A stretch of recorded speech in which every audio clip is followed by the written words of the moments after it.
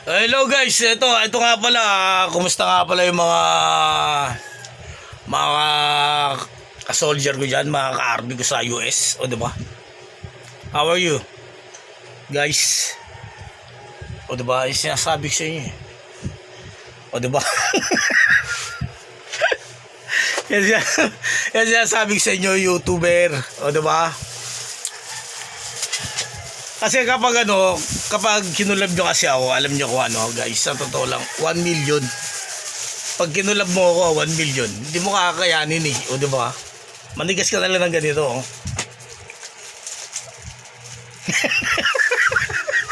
Pero kung magkaibigan tayo, libre, o diba? Walang problema eh. Yan ang tunay na pangyayari. Kaya lang hindi nyo naman ako gustong maging kaibigan, diba? Yan ang tunay na pangyayari. Kasi may mga panahon talaga na na hindi naman tayo po pwede maging magkaibigan. Kusang dumarating yun. Yan ang tunay na pangyayari. Like sabi mo, gusto ko maging kaibigan yun.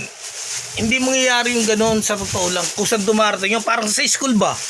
Kunyari, magkakaklase kayo, di ba? O, tapos nagkita-kita lang kayo dun. O, di ba? Nagkakakila. O, di ba? Magkakaibigan na kayo. Parang ganoon.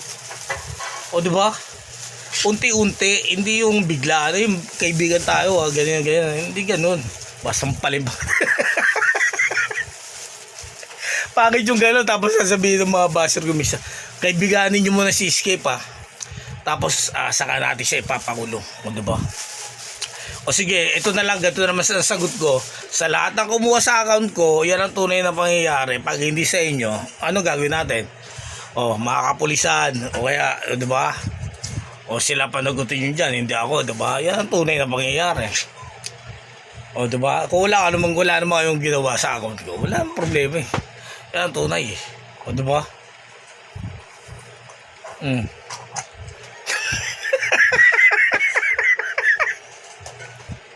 Yan sinasabi ko sa inyo eh.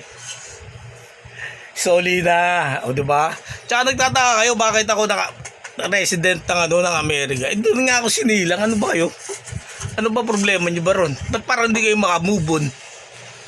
Gusto nyo lagi ba ako mahirap? Gusto nyo ba yung ganun? Gusto nyo ba yung makikita nyo wala akong kinakain? Yun ang gusto nyo, diba? Yun ang tunay eh. Isang totoo lang eh. Huwag na kayong magpaano sa akin dahil hindi naman tayo magkakakilala. Huwag kayong makipagplastikan sa akin. O diba? Ang buhay ng tao kanya-kanya. Kaya nga gumawa ako ng parang para yung buhay ko mapaayos eh. O diba? Oh. Okay na tayo.